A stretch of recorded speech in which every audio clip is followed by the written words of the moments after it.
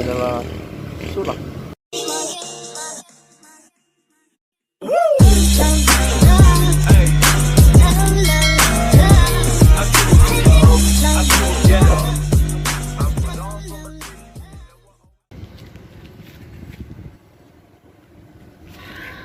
Hai guys, selamat pagi. Ini weekend guys, jadi biasalah kita jalan-jalan, ngulik-ngulik kira-kira apa yang bisa dibikin konten gitu kan. Ternyata kemarin itu, lebih tepatnya satu pekan yang lalu,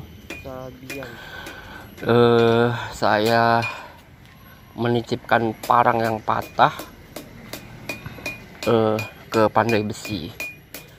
Lokasinya di Pandai Besi Matjam, triple D, D nya 3 kali. Tujuannya adalah memperbaiki parang yang patah tangkainya, bukan lepas ya, patah, besinya tuh patah di bagian tangkai, jadi diganti dengan tangkai yang baru gitu.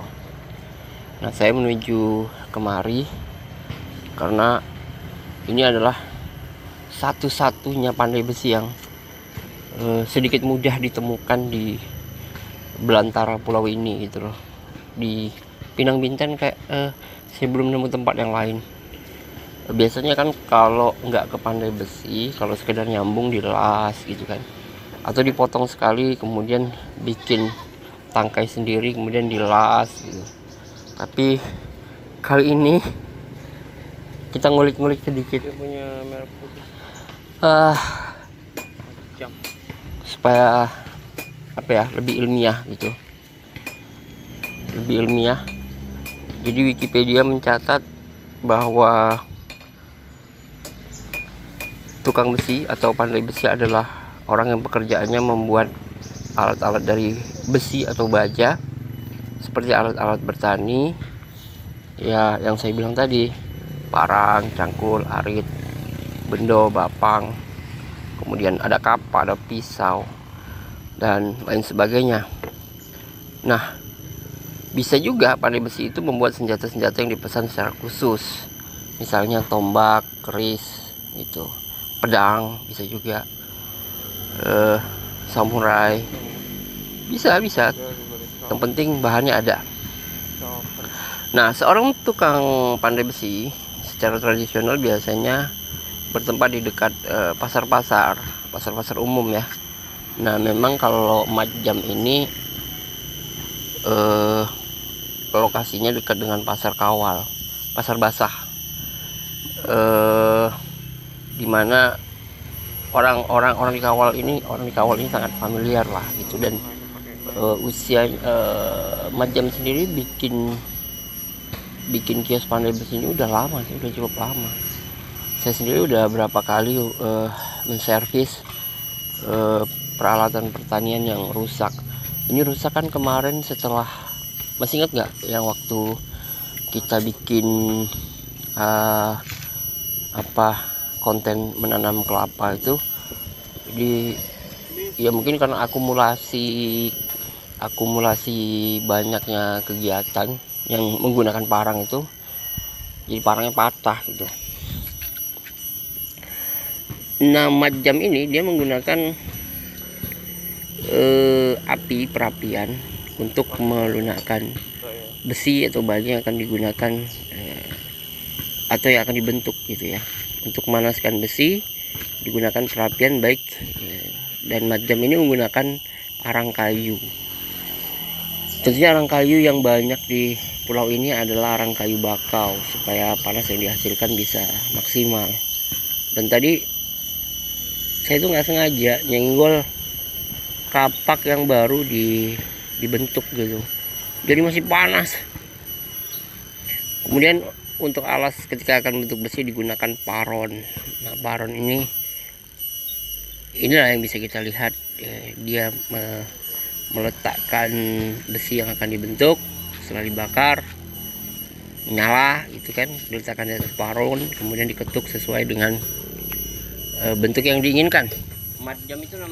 Selain membuat alat, seorang pandai besi juga dapat mengasah alat yang lama supaya tajam kembali. Nah, tidak semata-mata dengan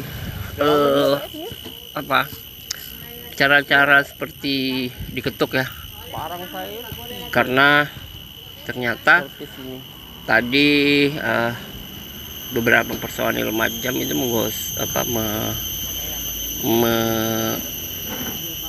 membuat mata parangnya justru dengan gerenda, jadi lebih cepat gitu, dan hasilnya mungkin jauh lebih tajam gitu, karena kan dia langsung terbentuk gitu ya.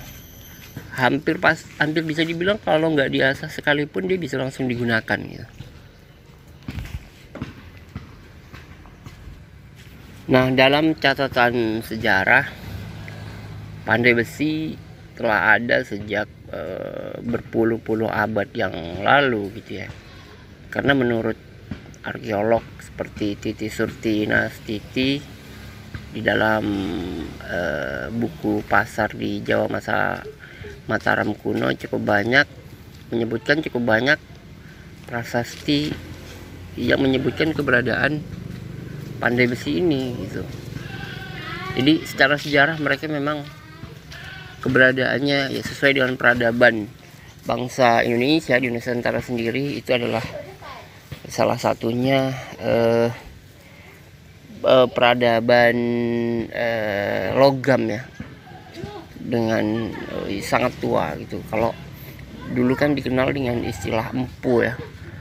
Empu itu mampu menghasilkan senjata-senjata yang bukan hanya tajam kuat, tapi juga memiliki kekuatan magis karena dibuat dengan ritual, kemudian syarat-syarat tertentu yang itu dipercaya gitu ya, dipercaya memiliki keampuhan tertentu. Beberapa desa kalau di Jawa itu sampai sekarang memang dikenal sebagai penghasil atau pusatnya pandai besi gitu ya, sejak abad ke-8. Berarti diperkirakan sejak masa Majapahit lah. Majapahit mereka sudah ada di sana gitu ya. Karena kebutuhan masyarakat pertanian juga waktu itu, kemudian kebutuhan persenjataan yang banyak menggunakan logam waktu itu gitu ya. Dan di sisi lain ini yang perlu kita perhatikan adalah pandai besi memiliki kedudukan penting ya di dalam masyarakat kita. Sedangkan itu antara lain termaktub dalam salah satu prasasti masa Sindok di abad ke-9. Termaktub pula dalamnya sebutan bagi mereka yang saya sebut tadi empu gitu ya. Gelar ini tidak mungkin disematkan jika mereka hanya menjadi kelompok rendahan. Nah, empu-empu tadi saya bilang tadi, mereka memiliki kekuatan keahlian yang tidak dimiliki orang lain gitu loh. Misalnya Indolog C.F. Winter mengemukakan kedudukan pandai besi dapat terlihat dalam penamaan Candi Prambanan. Dia menduga kata Prambanan berasal dari Parambanan atau Purambanan yang berarti empu rombo atau rombo, yaitu sang pandai besi yang ada pada saat itu. Karena itu dia berpendapat bahwa pandai besi berkedudukan sangat tinggi. Namun Winter sedang membahas hubungan yang barangkali cuma kebetulan belaka antara seorang pandai besi semacam itu dan candi yang dimaksud. Nah, beda lagi dengan Anthony Reid. Sejarawan ini mencatat bahwa keahlian mengolah besi dapat menjadi sarana penciptaan kekuasaan. Nah, apa itu? Pengerjaan barang-barang dari logam merupakan penciptaan kekuasaan, sebab alat-alat dari logam pertama-tama diperlukan untuk peperangan tadi, sebagai alat peperangan, persenjataan waktu itu ya. Baru sesudahnya untuk pertanian. Nah, ini dalam bentuk yang sederhana. Kalau dulu urutannya persenjataan dulu baru pertanian, tapi kalau sekarang mungkin lebih ke untuk alat pertanian. Dan sebagian memang orang masih mengoleksi lah benda-benda tertentu dari unsur logam ini, terutama besi dan baja. Red mencontohkan cerita Ciung Wanara yang menyertakan pandai besi dengan kekuasaan magisnya, ya kan, sebagai tokoh penting dalam perebutan tahta kerajaan Galuh pada waktu itu di abad ke-7 dan ke-8. Memang kalau bicara logam, pandai besi di Indonesia, di Nusantara ini, bukan hanya di Jawa, hampir seluruh wilayah Indonesia, di pulau-pulau besarnya terutama sampai ke timur sana, budaya logamnya sangat tinggi. Oke, itu guys yang bisa kita share pagi ini. Mungkin lain kali kita akan cari konten-konten yang menarik lainnya. Thank you guys, semangat pagi.